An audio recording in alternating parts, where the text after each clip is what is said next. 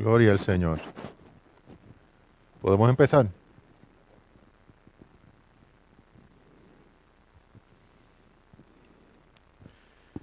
Continuamos alabando y adorando a nuestro Señor. Esta es la iglesia cristiana Discípulos de Cristo en el barrio San José de Manatí. Y con mucha alegría y con mucho gozo nos preparamos para comenzar a estudiar la palabra del Señor. En esta ocasión, mirando la lección que está en la página 147, para los que tienen la revista El Discípulo en mano, la página 147, que es la lección número 12, para el día de hoy, 20 de noviembre del año del Señor, 2022. Hemos estado en este trimestre tocando el tema la elección de Dios. Y este mes el tema es Somos obra de Dios. Para esta mañana, el título de nuestra lección es Dios nos hizo con un propósito. Dios nos hizo con un propósito. Y hemos comentado que estas lecciones las escribió el reverendo Juan Figueroa Unpierre. En esta ocasión vamos a estar mirando el texto bíblico que está en el segundo capítulo de Efesios, los primeros 10 versículos, del 1 al 10. Y el texto a memorizar está en Efesios 2, versículo 10. Y la palabra del Señor lee como sigue. Pues somos hechura suya, creados en Cristo Jesús, para buenas obras, las cuales Dios preparó de antemano para que anduviéramos en ella. Ese es el texto a memorizar, que precisamente es el último versículo de la lección de hoy. Y los objetivos para la lección de hoy, dice, quienes participen de esta clase tendrán la oportunidad de reflexionar sobre, número 1, el propósito eterno de Dios, que era y es salvar del pecado y de la muerte espiritual a los seres humanos por medio de Cristo. También vamos a reflexionar sobre el concepto pecado, entendido como fallar en la meta o en el blanco que eventualmente da con la vida. Y también vamos a reflexionar sobre la espiritualidad que nos permite entender y realizar el propósito de Dios para el cual fuimos salvados.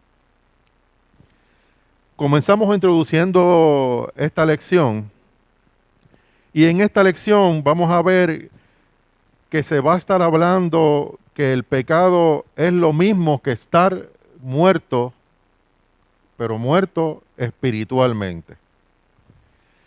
Y eso fue lo que le advirtió Dios a Adán, allá en el principio, en la creación, cuando le dijo a Adán, de todo árbol del huerto podrás comer, pero del árbol del conocimiento del bien y del mal no comerás, porque el día que de él comas, ciertamente morirás. Entendiendo de que todos los demás árboles creados por Dios eran buenos y podía comer de todos los demás. Pero de ese no, del árbol del conocimiento del bien y del mal, no podía comer. Y ese árbol precisamente estaba justo en el mismo medio del huerto del Edén. Y ese es el árbol que Dios identificó, del cual le habló a Adán, que tenía la complicación de mezclar la vida y la muerte, de mezclar el bien y el mal. Y todos sabemos esta historia, ¿verdad? Que Adán, inducido por Satanás, creyó bueno el deseo de conocer como Dios conoce. Y deseó por sí mismo ser igual a Dios. Y por esa desobediencia, Adán quedó atrapado en la muerte, como ya Dios se lo había dicho. Y desde ese entonces, el pecado se interpreta como errar en la meta, como errar en el blanco, que es la vida por la desobediencia al único Dios verdadero. Pablo interpreta la condición de la naturaleza humana que está sujeta al pecado de la siguiente forma. Esto en Romanos 7. Y dice, porque no hago el bien que quiero, sino el mal que no quiero. Eso hago. Y si hago lo que no quiero, ya no lo hago yo, sino el pecado que mora en mí. Yo me imagino lo frustrante que sería para Pablo, ¿verdad?, expresarse de esta forma. Pues qué difícil es uno querer hacer algo, no hacerlo, y uno no querer hacer algo, y entonces sí hacerlo. ¿Cuántos nos hemos arrepentido de haber dicho algo? Que después que lo decimos, pensamos, ¿por qué yo he dicho esto?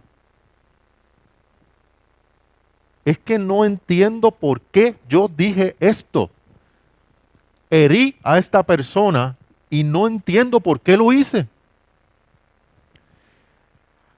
Y eso es lo que Pablo nos quiere decir, que hacemos lo que no queremos.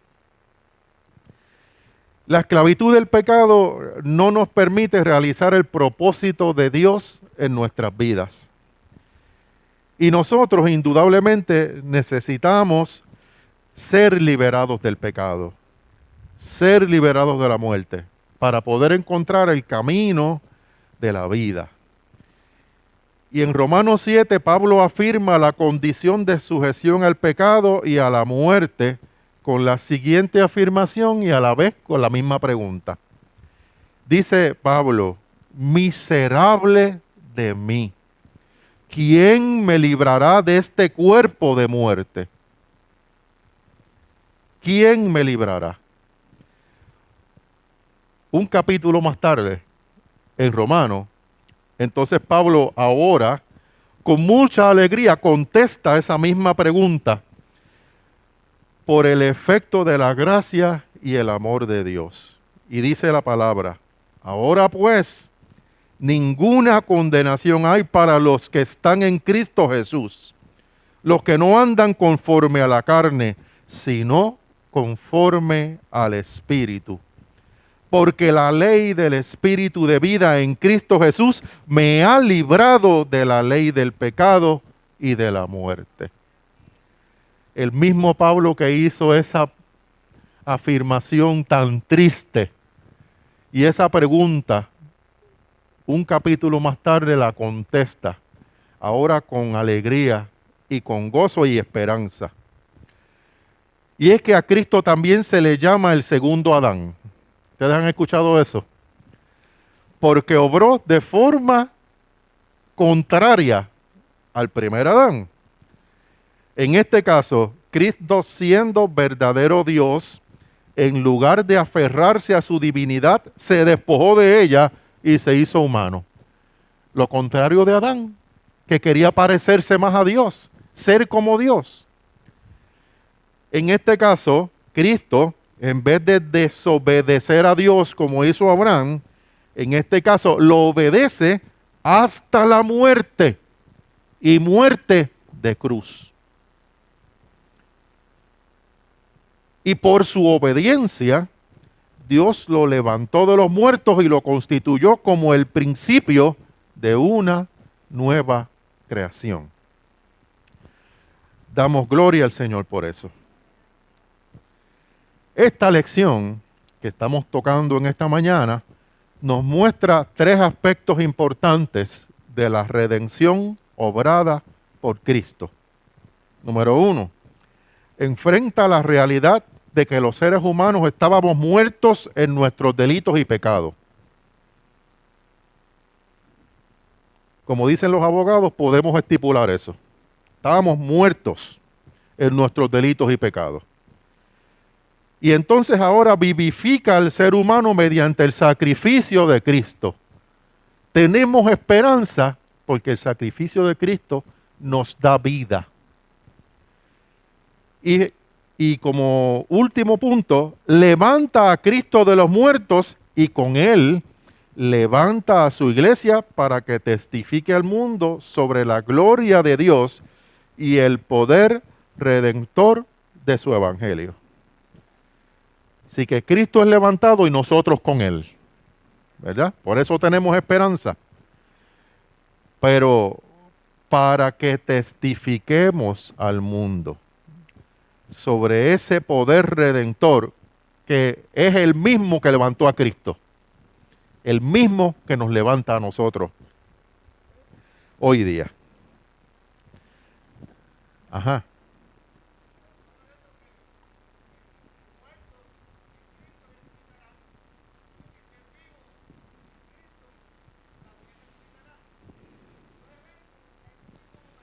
Así es. Eso es lo mismo, eso es lo que dice la palabra. Los que ya hayan muerto van a resucitar, serán levantados. Y nosotros, los que estemos aquí, pues también seremos tomados y levantados. Esa es la esperanza que tenemos todos. Vamos a empezar a leer los primeros 3 versículos, el 1, el 2 y el 3 de Efesios 2.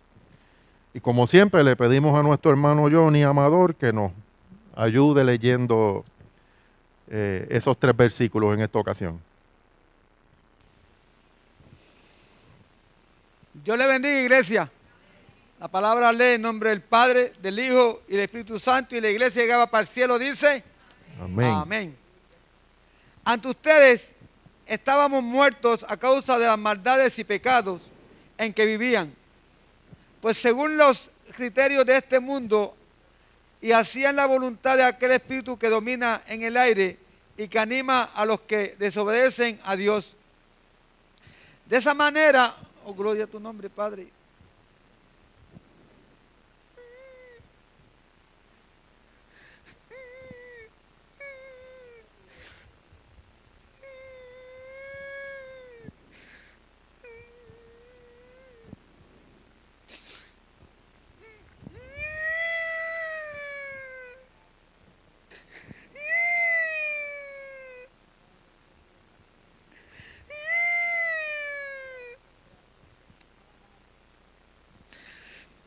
Gloria a tu nombre, Señor. Gloria a tu nombre.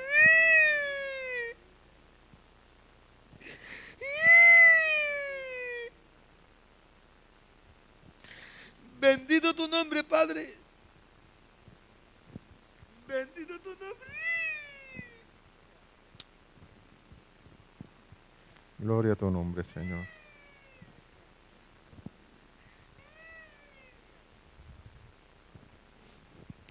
Gloria a tu nombre, Señor.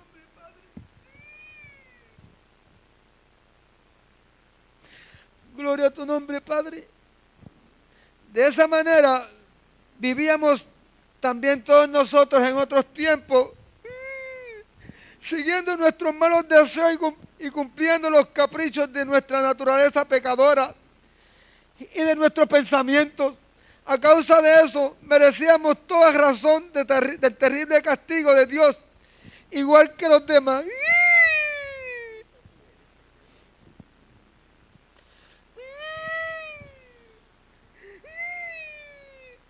Comienza esa palabra diciendo: Él os dio vida a vosotros cuando estabais muertos en vuestros delitos y pecados, en los cuales anduvisteis en otro tiempo. Y nos damos cuenta que empieza hablando de vosotros, ¿verdad? Que nosotros entendemos el vosotros como ustedes, ¿verdad? Así que el doctor Juan Figueroa, reverendo Juan Figueroa, nos dice que ese vosotros se refiere a los cristianos que eran gentiles en la ciudad de Éfeso. Y le sigue diciendo: siguiendo la corriente de este mundo, conforme al príncipe de la potestad del aire, el espíritu que ahora opera en los hijos de desobediencia. Y la palabra que está incluida en el vocabulario bíblico para esta ocasión es mundo. Y el significado de mundo que uno podría en la población general escuchar es un tanto diferente al mundo que nosotros como cristianos ¿verdad? Conocemos. Y a este mundo que se refiere esa porción de la palabra, dice como se usa aquí, no se refiere a la naturaleza creada por Dios, que sería el mundo como creación, sino que es el orden, son los significados y los resultados de valores establecidos por la sociedad o por la institución o de una persona, ¿verdad? Así que es el mundo de la sociedad, el mundo de las instituciones. Y lo cierto es que la corriente de este mundo significa los criterios sociales que muy probablemente son ajenos a Cristo. Y dichos criterios, entonces, provienen del príncipe de la potestad del aire, haciendo referencia a Satanás. Y los antiguos creían que el aire estaba contaminado con malicias espirituales y que Satanás regía la atmósfera y la impregnaba de un aire maligno que todo lo dañaba y todo lo contaminaba. Entonces Pablo les dice a los efesios que el espíritu de maldad que antes operaba en ellos es el mismo espíritu que ahora opera en los hijos de desobediencia, que son quienes no conocen a Cristo y en ellos no reina el espíritu de vida. Entonces cambia el tono y en vez de hablar de vosotros o de ustedes, ahora dice nosotros. Todos nosotros en otro tiempo, andando en los deseos de nuestra carne, haciendo la voluntad de la carne y de los pensamientos, éramos por naturaleza hijos de ira, lo mismo que los demás. Entonces, como decíamos, Pablo ahora hablando de nosotros en referencia a los judíos. Recuerden que estábamos en Éfeso y allí son gentiles convertidos, pero también había judíos. Y ahora él se refiere a los judíos que antes eran de la fe judía y ahora son cristianos y han sido también, como los gentiles, liberados del pecado y de la muerte por la fe en Cristo. ¿Qué está queriendo decir Pablo en esta ocasión? Haciendo referencia primero a los gentiles y luego haciendo referencia a los judíos. Más bien, el mensaje lo que quiere decir es que tanto los judíos como los gentiles estaban perdidos. Y con Cristo, tanto unos como otros han sido salvados. ¿Verdad? Y entonces, la condición de perdición bajo el pecado es igual para todos. Es igual para los judíos como también es igual para los gentiles. Y la redención en Cristo Jesús también es igual para los judíos como también es igual para los gentiles, que nos incluye a nosotros. Amén. Vamos a mirar ahora 4 al 7, Johnny.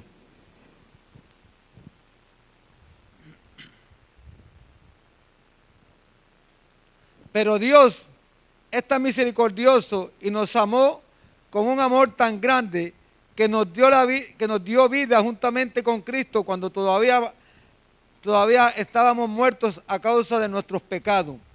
Por la bondad de Dios han recibido ustedes la salvación y en unión con Cristo Jesús nos resucitó y nos hizo sentar con Él en el cielo. Hizo esto para demostrar en los tiempos futuros su generosidad y su bondad para con nosotros en Cristo Jesús. Amén. Entonces ahora Pablo le está explicando a los efesios cómo Dios hizo ese milagro de redención. Y afirma que Dios lo vivificó en virtud de su gran amor, ya que Él es rico en misericordia. Y también añade que por la grandeza del amor de Dios, estando nosotros todos muertos en pecado, Dios nos dio vida, pero vida juntamente con Cristo. Entonces, según Pablo, la salvación es fruto total de la pura bondad de Dios, ya que no hay mérito en nosotros para poderla realizar o para poder reclamar la salvación. Entonces la salvación es una creación de vida nueva que se desprende de la resurrección de Cristo, como se afirma al decir que Dios nos dio vida juntamente con Cristo. Por lo tanto, nuestros méritos no eran suficientes para que fuéramos salvados. Hermana, sí.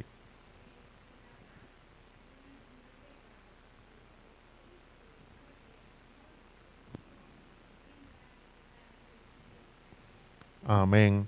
La hermana nos dice que por Adán fuimos separados, pasamos a ser pecadores, pero por la muerte y resurrección de Cristo somos redimidos, somos levantados, ¿verdad?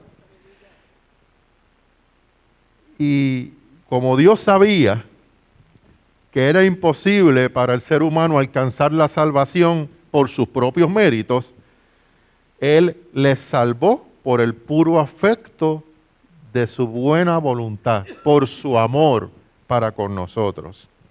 Por eso dice Dios, juntamente con Él, en referencia a Cristo, nos resucitó y asimismo nos hizo sentar en los lugares celestiales con Cristo Jesús.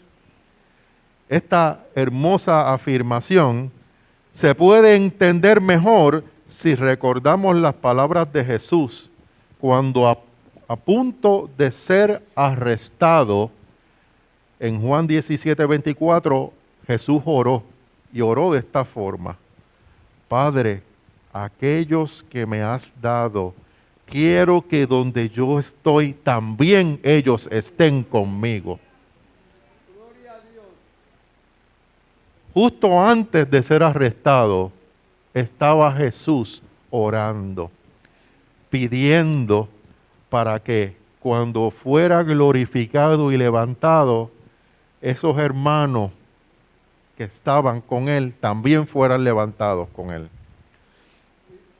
Qué bueno es el Señor. Eso se traduce hoy día a todos los que han aceptado al Señor, ¿verdad? Allá nos lleva el Señor, ¿verdad? Porque dice que ya preparó morada para todos nosotros. Para allá vamos en el nombre del Señor. Entonces, estar con el Cristo glorificado se puede interpretar de dos formas. Número uno, vivir cada día de nuestra vida en continua comunión con Cristo. Número uno, cada día vivir en continua comunión con Cristo. Y usted sabe que usted puede estar en comunión con el Señor en todo momento. La hermana Besaida el domingo pasado nos decía que cuando ella está guiando, ella está orando, ¿verdad? Y no se sorprende a usted estar cantando un cántico de alabanza al Señor, haciendo usted otra cosa y usted ni cuenta se da. Porque en todo momento debemos estar en continua comunión con nuestro Señor. Ajá.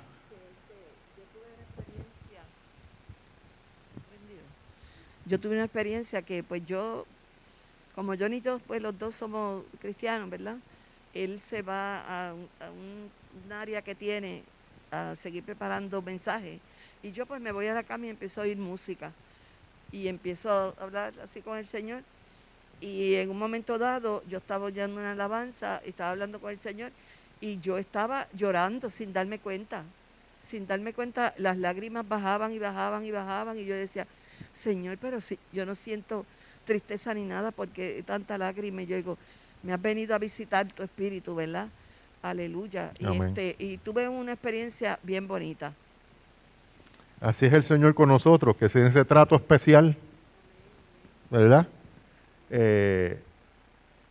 Y el segundo punto que estábamos tocando, primero, vivir en comunión continua con Cristo, y segundo, al que se refería Johnny hace un momento, cuando llegue el día final de nuestra vida terrenal, estar con Él en el reino celestial. Así que el versículo 7 de esta lección afirma que Dios nos resucitó en Cristo y dice que es para mostrar en los siglos venideros las abundantes riquezas de su gracia en su bondad para con nosotros en Cristo Jesús. No tenemos idea de cuán grande es la gracia del Señor para nosotros. Vamos a ver ahora 8 y 9, Johnny.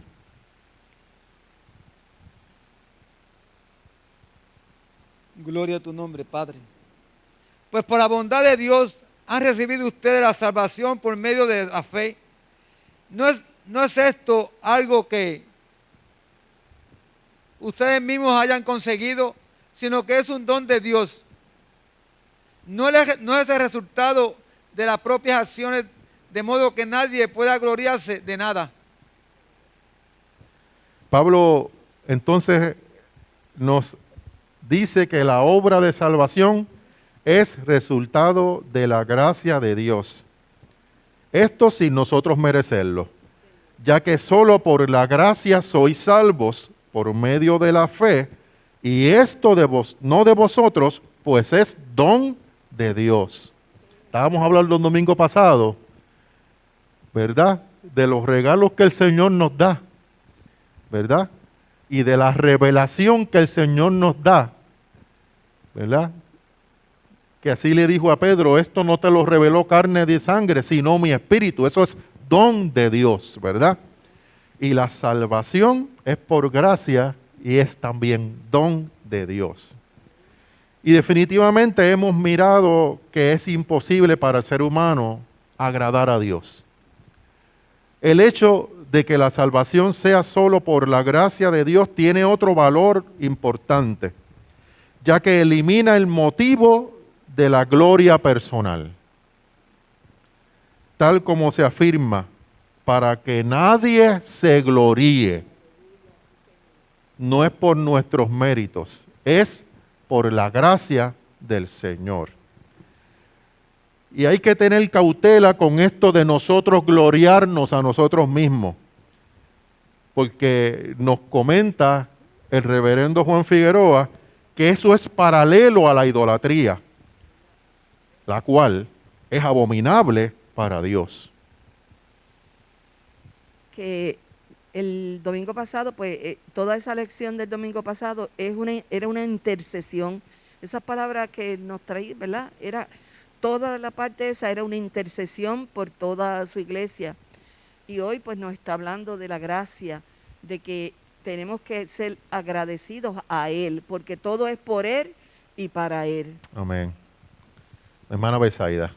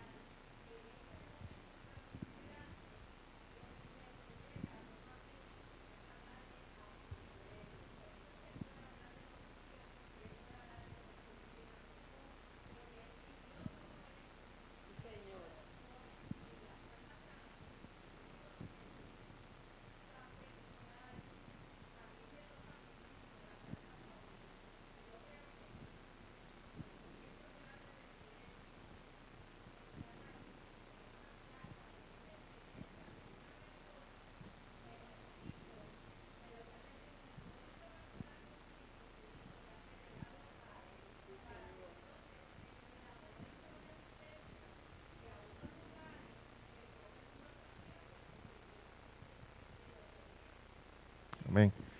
Voy a hacer un resumen de lo que la hermana Betsaida nos ha dicho para los hermanos que nos escuchan y ven por las redes sociales. Ella nos comenta que le gusta mucho estudiar las cartas paulinas. Siendo Pablo un judío que conoce al Señor ya habiendo sido levantado Cristo, ¿verdad? Y entonces que precisamente era Pablo un perseguidor por excelencia de los creyentes de ese tiempo. Y cómo ese cambio, una vez conoce al Cristo glorificado, al Cristo resucitado, le hace una persona especial para hablar de unos temas, porque él también vivió ese cambio en su ser, ¿verdad?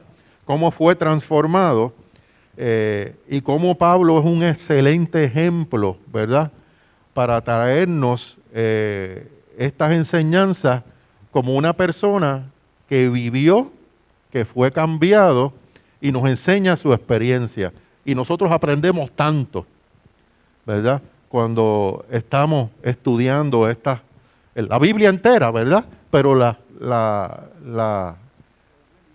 lecturas de estos escritos de Pablo son muy hermosos y muy especiales. Entonces, Pablo reafirma que la obra de salvación es resultado de la gracia, sin nosotros merecerlo, ya que solo por gracia somos salvos por medio de la fe, y esto no de nosotros, sino porque es don de Dios. Y hemos hablado que es difícil, ¿verdad?, para el ser humano agradar a Dios, y que esto es tratando de que, ¿verdad?, no lo hagamos para la gloria nuestra, ¿verdad? Y que tengamos cautela con eso de creernos que nos merecemos algo y que somos salvos por nuestro buen proceder, ¿verdad? Porque no es así, indudablemente. Vamos a ver el último versículo de la lección, que sería el 10.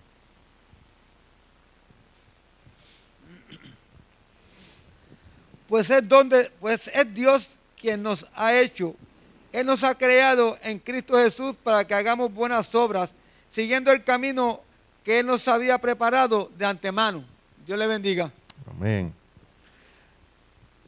Entonces, en este versículo tocamos ese valor importante, ético, de la redención en Cristo, cuando se nos dice que como cristianos debemos comportarnos de una forma.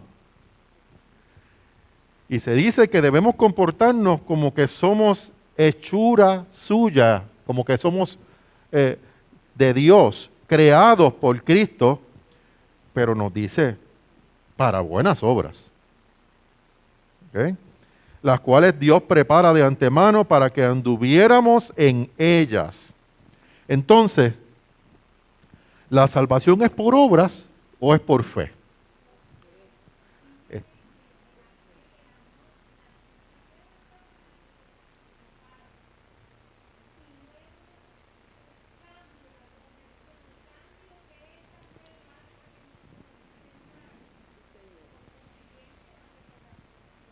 Amén.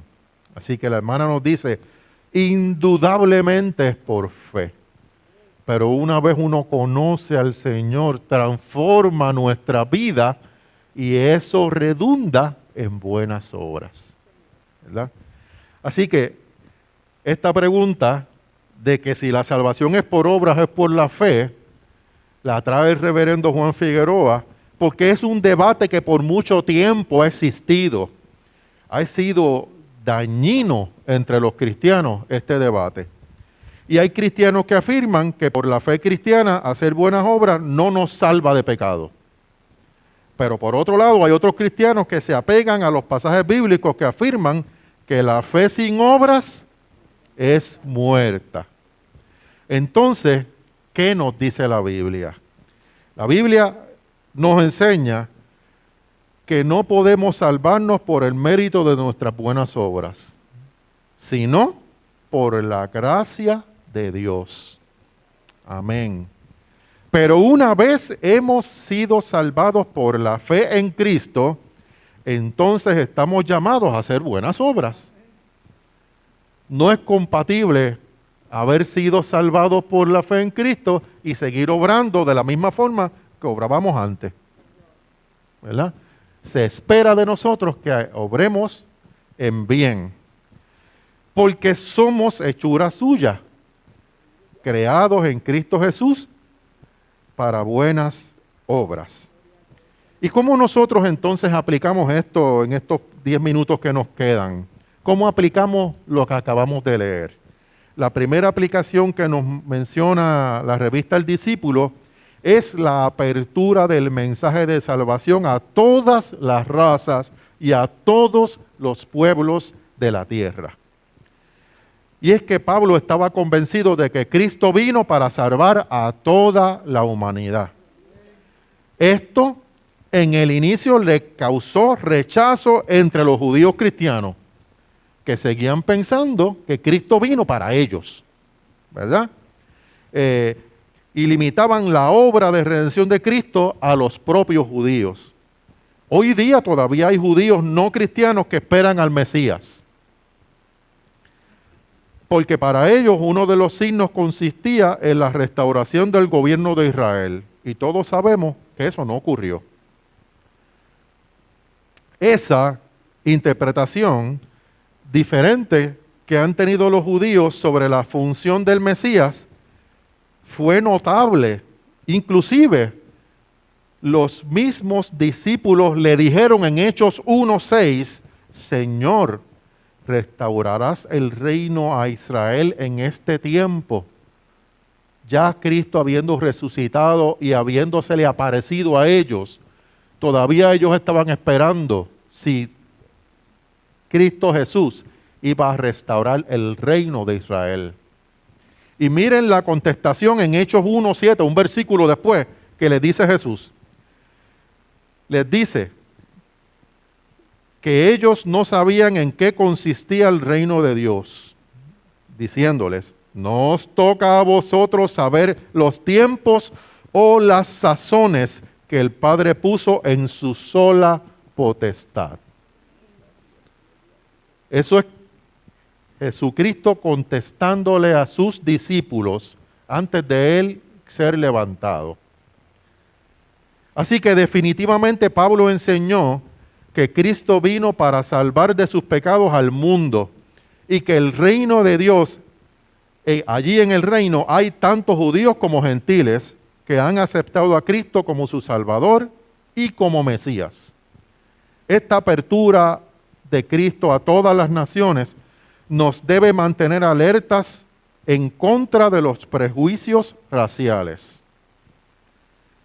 Tenemos que estar alertas para no aceptar cualquier conducta que refleje superioridad o prejuicio contra nosotros o contra cualquier otra persona que viva en nuestro país. Y miren la historia de Pedro. Esta es una historia fascinante. Anoche la leía y me llenaba yo me estremecía leyéndola. Y es la historia cuando Pedro, luego de estar varios días en ayuno, ve la visión del lienzo que descendía. Y ese lienzo traía animales que eran inmundos para la costumbre judía. ¿Y qué le dice el Espíritu? Mata y come. ¿Se acuerdan de eso? ¿Y qué le responde Pedro? Nunca he comido animales inmundos. ¿Y qué le contesta el Espíritu? Lo que yo limpié, no le llames inmundo. Haciendo referencia a animales inmundos. En ese momento, estando él con mucha hambre, porque llevaba varios días en ayuno, surge esto? Al mismo tiempo, la historia cuenta del centurión Cornelio, ¿verdad? Que era un romano, un centurión, y él estaba también varios días en ayuno orando. Pero dice que él era de practicar buenas obras, de misericordia, de amor, aunque tenía una posición de centurión. Está inquietado y el Espíritu le dice, manda a buscar a Pedro. Cuando Pedro está teniendo la visión del lienzo que desciende, le dice, mándalo a buscar. Así que él manda a sus sirvientes que fueron a buscar a Pedro. ¿Y qué pasa? Cuando están por llegar a donde estaba Pedro, el Espíritu le muestra a Pedro, mira, te vienen a buscar y ¿sabes qué? Te vas con ellos y haces lo que te digan. Porque así es el Señor. Cuando está llegando allá, que se encuentra a un montón de gentiles metidos en una habitación, porque estaba Cornelio y todos sus invitados, ¿qué le dice Pedro a ellos? Dios sabe cuán abominable es para nosotros los judíos mezclarnos con los gentiles. Esa expresión es bien racista. Él le está diciendo cómo los judíos se sentían cuando se exponían a relaciones con otras personas que no eran, ¿verdad?, de su mismo creer.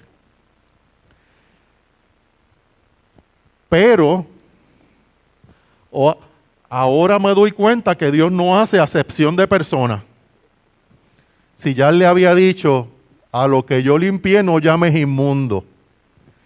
Ya Pedro hizo el clic y entendió. Pero la historia no se queda ahí. Entonces Pedro le pregunta, ¿para qué me estás llamando? ¿Qué le contesta Cornelio?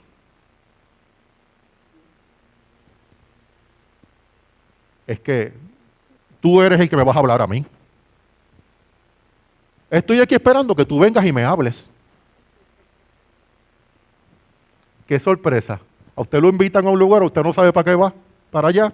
Y cuando llega allá le dicen, habla.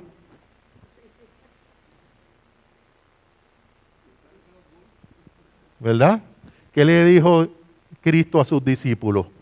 No se preocupen. Cuando lleguen a lugares y tengan que hablar, no estén ni pensando lo que tienen que decir. Estoy parafraseando, ¿verdad?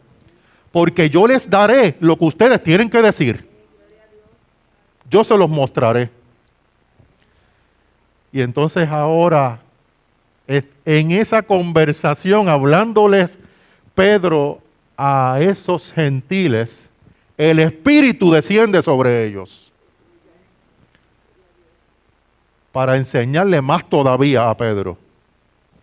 Ahí él le dice a los demás judíos que andaban con él, que impide que los bauticemos si ya están bautizados con el Espíritu.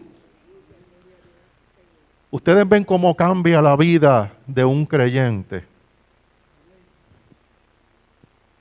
Que entonces ahora ve que el conocimiento del Señor, aceptar a Cristo, no es una cosa para mí nada más.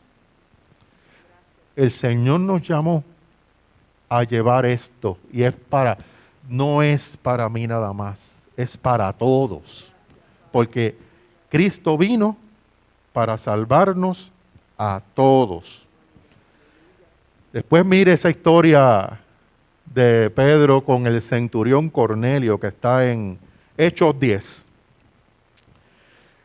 Y el Evangelio debe inspirarnos a una conducta de convivencia en igualdad y en hermandad cristiana. La segunda aplicación, la definición del pecado. Y el pecado impide vivir una vida alineada con el propósito y la voluntad de Dios y con la felicidad humana.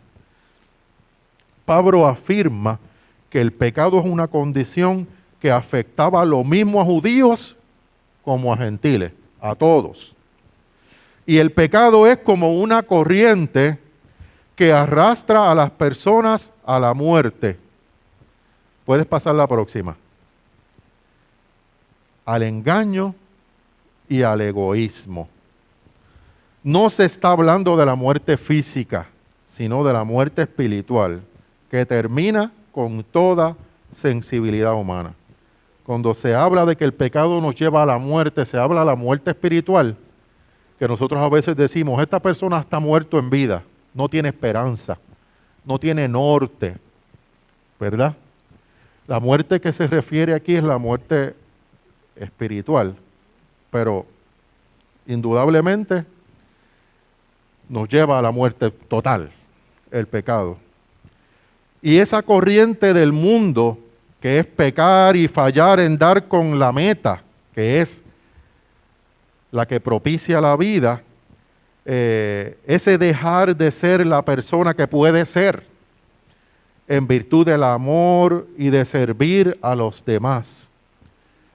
Así que el pecar y morir no es solo una realidad en el estado biológico humano, sino que también es una realidad en el espíritu. Y la muerte espiritual es entregarse al vacío de una vida que no tiene propósito, que no permite a las personas convivir en unidad, que no permite amor y justicia con los demás. Muchas veces la gente limita su noción de pecado a la conducta delictiva o violenta. A veces pensamos que si nosotros seguimos las normas de la sociedad, estamos bien. Y está bien, desde el punto de vista de la sociedad, sí. Pero eso no quiere decir que estamos viviendo una vida sin pecado. Estas personas a veces no se creen pecadores, ya que no han sido en ningún momento acusados de ningún delito. Pero en realidad, su conducta ha sido nociva contra el prójimo y a fin de cuentas, contra ellos mismos. Así que la conducta de pecado está alineada con el orgullo y la soberbia de nuestra propia naturaleza humana. Así que esta problemática se resuelve una vez conocemos y recibimos a Cristo. Entonces ahora vemos el fin de la vieja criatura y con el principio de nuestra nueva creación, ahora la figura de Cristo tiene significado para nosotros los seres humanos. Cristo afrontó la violencia, afrontó la soberbia humana y nos dio poder para recuperar en el amor y la verdad el sentido de convivencia humana. Ahora nosotros nos podemos relacionar, podemos tener relaciones saludables, pudiendo entender el dolor de la persona que está a nuestro lado, pudiendo a su vez ayudarle, ¿verdad? Así que la conversión al Evangelio de Cristo restaura la vida en una atmósfera espiritual y de consagración al servicio rendido con amor y justicia, y en el servicio a todos por igual. Esta mañana, meditando, vino esta palabra de Romanos 8 y quise ponerla para compartirla con ustedes. Dice Romanos 8, 37 a 39. Antes, en todas estas cosas, somos más que vencedores, por medio de aquel que nos amó.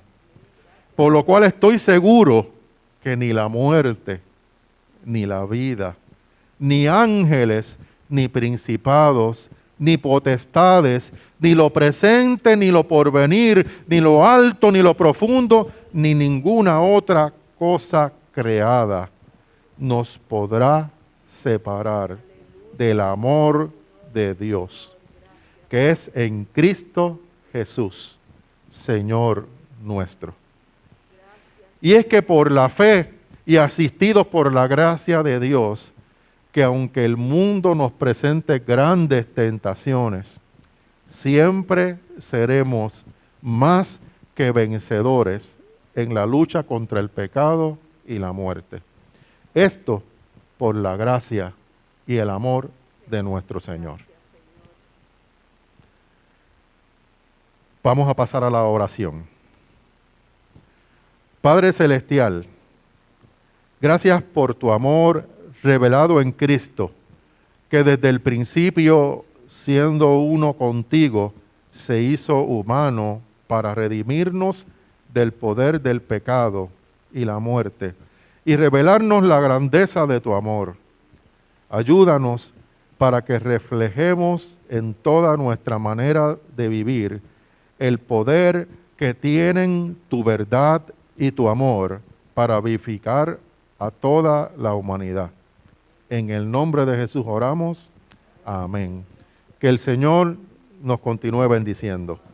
Tomamos unos minutitos y pronto comenzamos el culto de alabanza, adoración, predicación y santa cena para esta mañana. Dios les bendiga.